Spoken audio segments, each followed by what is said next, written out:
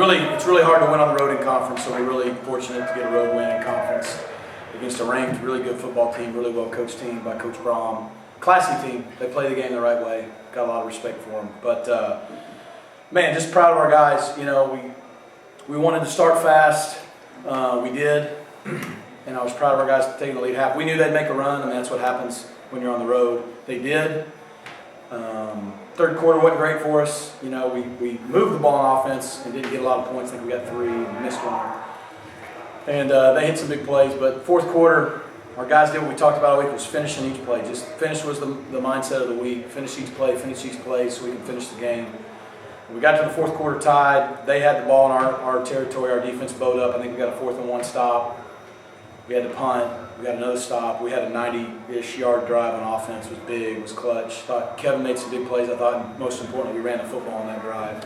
And then our defense got them on the ground on explosive late. They made a great call on 4th and short.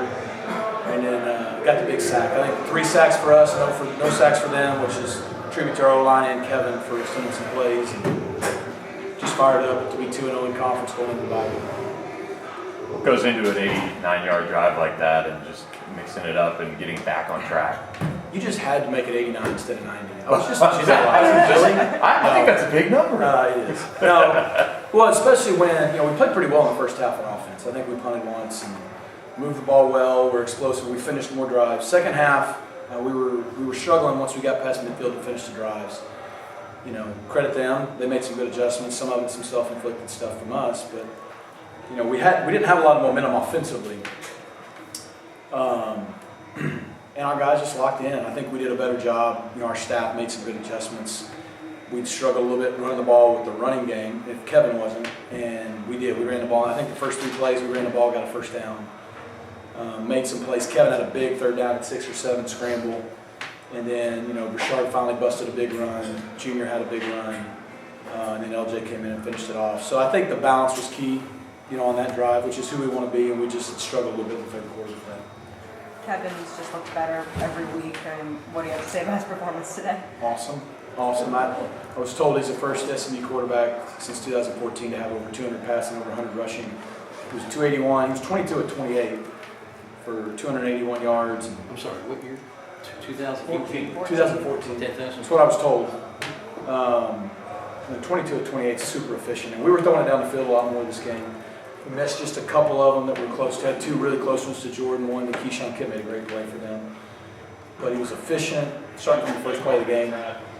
And then obviously some big scrambles, some big runs. I mean, the big touchdown run. They zeroed us out on 3rd and 2. And I think we said on the headset we saw they were zeroing us out. It's either we're going to be short or we're going to score a touchdown. Thank God we scored the touchdown. And just calm. I mean, it got loud in the 3rd quarter when we were struggling a little bit. As he should on the road, and you wouldn't have known any different from him. He was like playing with nobody in the stadium, so really proud of him. When Kevin got dinged, you brought in Preston for a play. It would have been easy to just hand the ball off. Any hesitation to make that call for the back shoulder throw? No hesitation at all. I mean, who has someone like Preston Stone to step into that situation? We do, and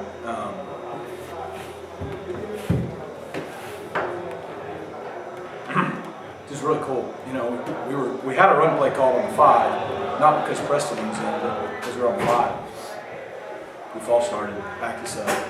We called an RPO. We had a run play with a glance called, and as we do a lot, Preston, we haven't played much lately. Obviously, Cole sees their press, inside leverage, checks to the fade, and one play, 1 touchdown. Cool. Has Phoenix played better this year than he played today? Probably not. I think he's gotten better with each game. I don't. When he came in at BYU, I don't think he played bad, but we didn't win. And then I think he played really good, efficient ball against TCU. Made the plays that were there. Just kind of like we kind of say here as our quarterbacks, we want them to be like point guards. We want them to just distribute the ball to their playmakers, run the show. They're the maestro, if you will. They don't have to do it all. There's going to be 4 or 5 plays a game that they got to make wow plays. It was 3rd and 6 today. A couple of these scrambles. For the most part, just do your job, get the ball where it needs to go, trust your teammates. He did that. Then we played Fort State like it was lights out, and then today on the road, even better. So I'm really proud of it. It makes it getting better and better each game. Your defense, particularly in the second half and the fourth quarter, Hey, move the ball, but boy, did you come up with a lot of key stops. Yeah. Talk about who did well, you thought, and Yeah, I think our whole unit, like I said, the third quarter, they made a great run. Both sides of the ball for us, we could have been better, but we got to the fourth quarter and our guys were really intentional on finishing. They believe in what we do and they believe in each other. And I think they had the ball, 30, 40 yard line going in to start the fourth quarter. And we ended up getting the 4th and 1 stop. We shut them out in the fourth quarter. We got 3 timely sacks in this game. Got the turnover at the end. Like I said, I know we gave up 2 or 3 explosives we'd like back, but they kept getting them on the ground. I think we held them to 2 critical field goals in the first half. That's big. In a game like this, with a really good offense, they're going to move the ball, get them on the ground, hold them to 3. We did that.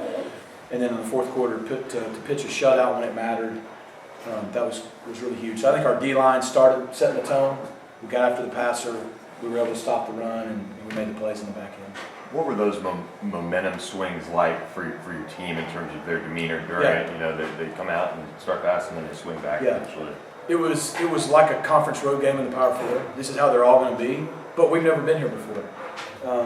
And so for our kids to respond the way they did was awesome, because that's how it goes, But when the momentum swings on the road, it just feels a lot more dramatic than it is because the crowd's against you, right? And so for our guys to just not flinch and just keep playing, and the moment never got them up. A lot of teams are up 24-11 and a half, 27-20, 27 all, going in the fourth quarter, all the momentum with the home team. It's really easy to fold and come in here and go, man, we played really well, we had our chances, we got to learn to finish on the road. And our guys kind of just stood up and said, no, we're going to finish now. So I'm really proud of them. You've talked a lot this season just about the growing pains that come with moving to a Power 4 conference, and you probably had the toughest 3-game stretch in decades in this program, went 3-0. How have you all been able to do this? Our leadership on our team, it's their team. They did such a good job after that BYU loss.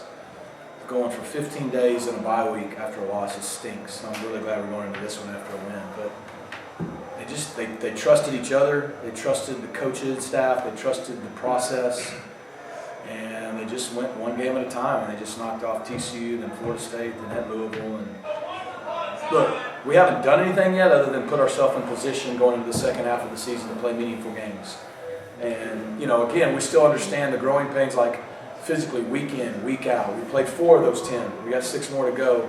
This bye week comes at a really good time because these last 3 games are really physical for us. But, as a coach, I can't put into words, I can't be any more proud of our guys. They're champions I'm really proud of.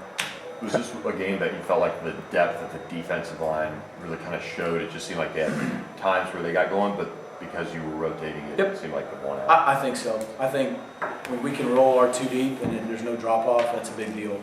When we can play 4 safeties for 3 spots and not have a drop off, and same thing at linebacker with those top 3 guys.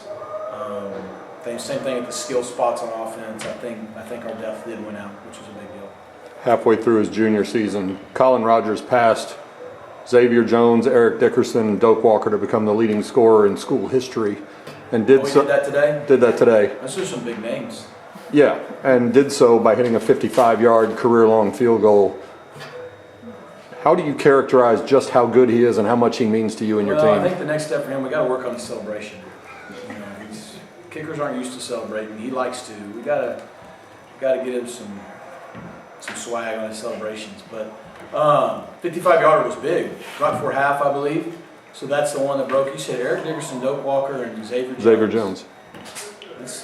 That's some big time company there. I mean, he's been big for us this year. I know. I mean, we put him in some tough situations. I think that was another 50-yarder was the only one he missed. He's been big for us this year, and that's a weapon offensively. When you can be aggressive, knowing that once you get past the 40, you're in scoring range. It's a big deal in college football. So really proud of him, and he said he's not even halfway. He's just halfway through his junior year, so hopefully he's going to put some distance on those big names with that record, I think. Isaiah to get that interception at the end, what can you say about him and just kind of that whole secondary kind of hanging in there today? Look, quarterback's really good. They know how to dial it up. They put us in a lot of stressful situations. They hit some big plays. But they just kept battling.